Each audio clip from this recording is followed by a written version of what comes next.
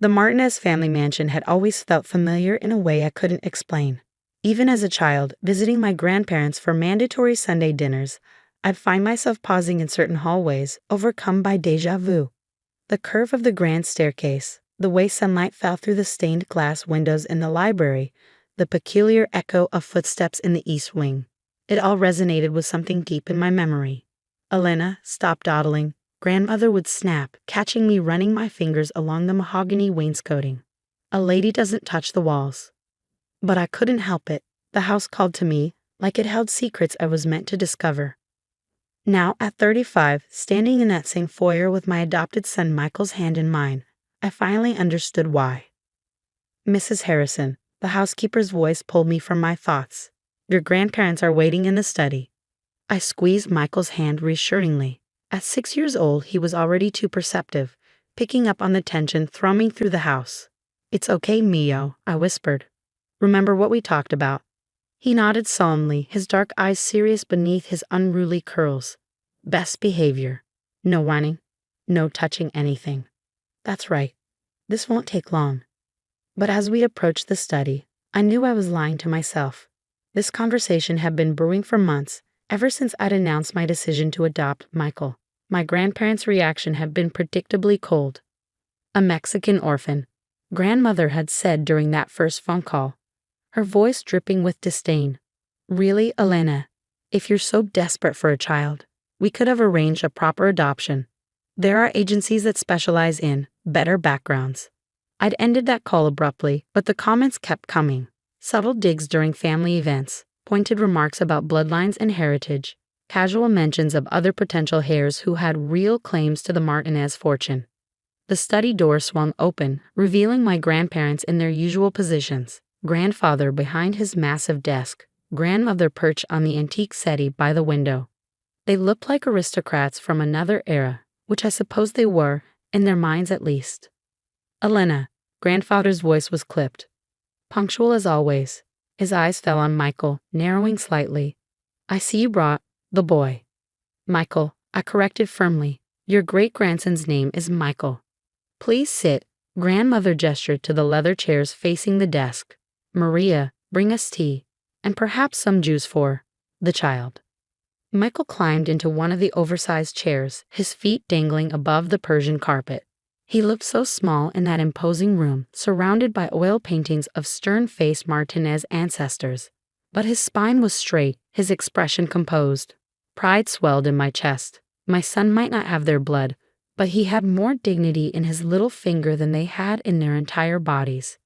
"We've asked you here today," grandfather began, shuffling through papers on his desk, "to discuss a matter of some delicacy. As you know, your father's passing last year significantly altered the family's succession plans. My father's death had been unexpected. A heart attack at 58. We hadn't been close, his dedication to the family business leaving little time for actual family, but his death had still left a hole in my life.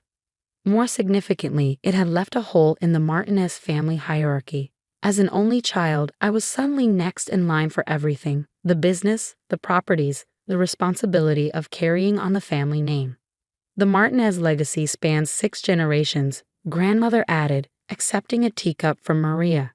6 generations of careful marriages, strategic alliances, and proper breeding. Surely you understand why we have concerns about your recent decisions. "If you mean my decision to adopt Michael," I said evenly, "I don't see how that affects anything. He's my son, legally and in every way that matters." "But he's not a Martinez." Grandfather's voice was sharp. "Not really. The family trust is quite specific about bloodlines and inheritance. We've had our lawyers review everything, and they agree. Adopted children have no claim to the primary estate." I felt Michael stiffen beside me. Though young, he was old enough to understand rejection when he heard it. I placed a protective hand on his shoulder.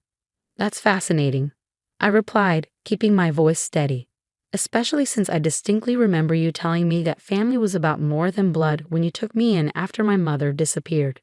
The temperature in the room seemed to drop 10 degrees. Grandmother's teacup clattered against its saucer. Grandfather's face went through several interesting color changes.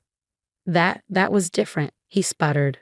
"Was it? Because I've been thinking a lot about that lately." About how quickly you stepped in to raise me when mom vanished. About how you never seemed to look for her, never filed a missing persons report. About how familiar this house has always felt. Elena, grandmother's voice held a warning. Some things are better left in the past. But I wasn't finished. I hired a private investigator last month. Would you like to know what he found? Grandfather stood abruptly, his chair scraping against the hardwood floor. This meeting is over. Take the boy and go. His name is Michael, I said again, standing as well. And we're not going anywhere until we discuss the DNA test results I received yesterday. The color drained from grandmother's face. Grandfather gripped the edge of his desk, his knuckles white. In the heavy silence, I could hear the antique clock ticking on the mantel, marking seconds that felt like hours. What DNA test? Grandmother finally whispered. I reached into my bag and pulled out a sealed envelope. It's interesting, isn't it? How much family secrets can cost. How much people will pay to keep them buried. But you know what's even more interesting? I placed the envelope on grandfather's desk. How much truth can reveal itself through simple genetics? Mammy? Michael's voice was small, uncertain. Can we go home now? Soon, Mio, I promised, not taking my eyes off my grandparents. First, we need to hear a story. A story about a young maid who worked in this house 29 years ago. A maid who caught the attention of the family's only son. A maid who disappeared shortly after giving birth to a baby girl. Grandmother's teacup slipped from her trembling fingers, shattering on the hardwood floor. The sound echoed through the study like a gunshot. Her name was Isabella Ramirez. I continued, my voice steady despite the thunder of my heart. She was 16 when she started working here, 17 when she caught my father's eye, 18 when she disappeared. You have no proof. Grandfather's voice was hoarse. These are wild accusations. I opened the envelope, spreading its contents across his desk. Birth records from St. Mary's Hospital. Police reports that were mysteriously never filed. Bank transfers to an account in Mexico. And DNA results showing that Isabella Ramirez was my biological mother. Michael watched wide-eyed as papers scattered across the polished mahogany. He might not understand everything happening, but he knew this moment was important. What did you do to her? I asked, finally voicing the question that had haunted me for decades. Grandmother stood shakily, smoothing her silk dress with trembling hands. We did what was necessary. For the family. For you. For me? I laughed bitterly. You sent my mother away, erased her existence, and raised me as your granddaughter. All for me. Your father was engaged to Margaret Wellington. Grandfather snapped. The merger between our companies would have secured the Martinez empire for generations. We couldn't let some maid's indiscretion ruin everything. Indiscretion? The word tasted like poison. I was a baby, a human being, not some scandal to be covered up. We give you everything, grandmother insisted. The best schools, the finest clothes, a place in society. If people had known the truth. If people had known the truth? What? That the great Martinez family wasn't as pure as they pretended. That your precious son got a teenage maid pregnant and you paid to make her disappear. Grandfather slumped in his chair, suddenly looking every one of his 78 years. We paid her well. Set her up with a new life in Mexico. She agreed never to contact you. Did she agree, or did you threaten her? The silence that followed was answer enough. How much? How much did my mother's silence cost? $50,000, grandmother whispered, and a promise that you would be cared for. The number hit me like a physical blow. $50,000. That's what they thought a mother's love was worth. That's what they paid to steal my heritage, my identity, my truth. And now you have the audacity to tell me my son isn't real family? I pulled Michael close to me. That he doesn't deserve to inherit because he's adopted. Because he's Mexican. That's different, grandfather began. But I cut him off. No, it's exactly the same. You're still trying to control who belongs in this family based on your twisted ideas of blood and status. Well, guess what? By your own logic, I'm not a real Martinez either. I'm the daughter of a Mexican maid you paid to disappear. But you're still blood. Grandmother protested. Still our great-granddaughter. And Michael is still my son, I shot back. My child, whom I chose to love, just as you chose to raise me. Or was that just about protecting your precious reputation? I pulled another document from my bag, this one fresh from my lawyer's office. I'm not just here about the DNA test. I've spent the last month digging through property records, trying to understand why this house always felt so familiar. Grandfather's face went ashen. Elena, imagine my surprise when I discovered that this mansion wasn't built by Martinez money at all. It was inherited through marriage, specifically through my grandmother's side of the family, the Ramirez side. I spread out the property records, yellowed with age but clear in their implications. Isabella Ramirez wasn't just any maid. She was the granddaughter of the original house staff, whose family had served here for generations. She grew up in the servants' quarters, playing in these halls just like I did. That's why everything feels familiar. This house is in my blood, but not the way you thought. Grandmother sank back onto the settee, her composure finally cracking. How did you find all this? Property records are public, and old servants talk, especially when someone asks the right questions. Maria? I called out, knowing the housekeeper was listening from a hallway. Would you join us, please? Maria entered, her gray hair neat under her cap, her spine straight despite her years. She'd been here as long as I could remember, always watching, always silent. Until now.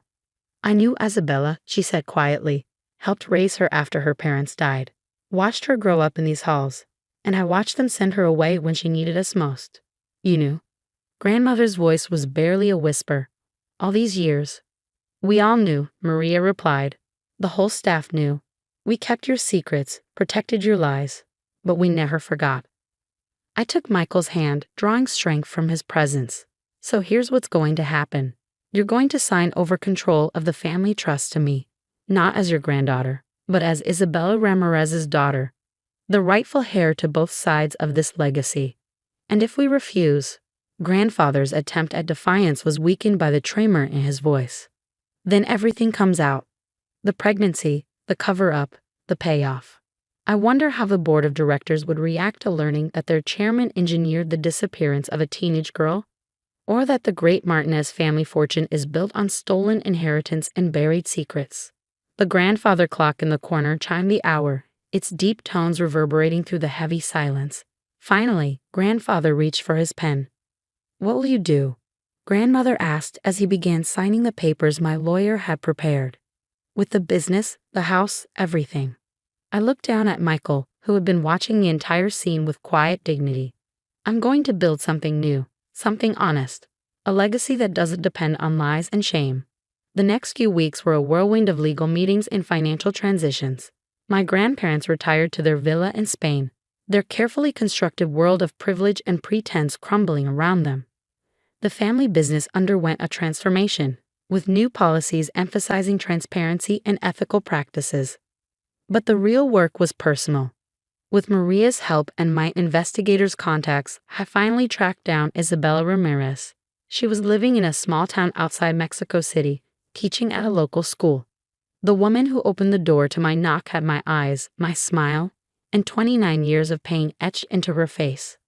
Elena, she whispered, reaching out to touch my cheek, as if she couldn't believe I was real. Mom, I replied, the word feeling both foreign and deeply right on my tongue. We spent hours talking, crying, sharing the stories of our separated lives. She told me about growing up in this very house, about falling in love with my father despite knowing it was forbidden, about being given an impossible choice.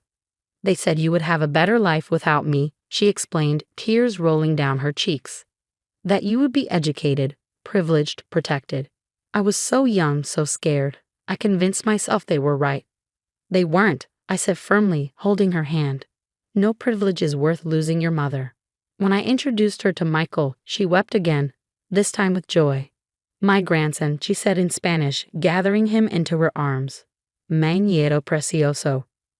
Michael, who had been learning Spanish since I adopted him, replied shyly, Hola, abuela. The Martinez mansion has changed now. The stern portraits of past patriarchs have been replaced with photographs showing the true history of the house, including pictures of the generations of staff who kept it running. The servants' quarters have been converted into a community center, offering education and support to immigrant families. Isabella, my mother, splits her time between Mexico and here, teaching Spanish and sharing stories about the house's history. Michael adores her, soaking up the language and culture that should have been my birthright.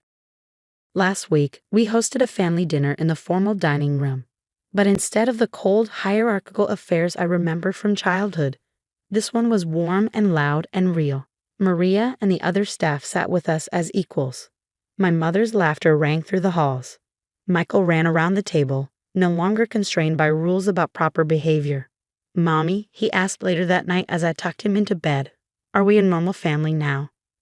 I thought about our unconventional household, the adopted son, the long-lost mother, the staff-turned-family, all the hidden stories finally brought into the light. "No, Mio," I replied, kissing his forehead. "We're not normal. We're real, and that's much better." The next morning, I found my mother in the library, running her fingers along the same mahogany wainscoting that had always drawn me. "I used to do this too," she said, smiling at the memory. "The house remembers, even when people try to forget." "Did you ever think you'd be back here?" I asked, joining her by the window. "Never," she admitted. "But life has a way of bringing truth to light. Your son taught me that."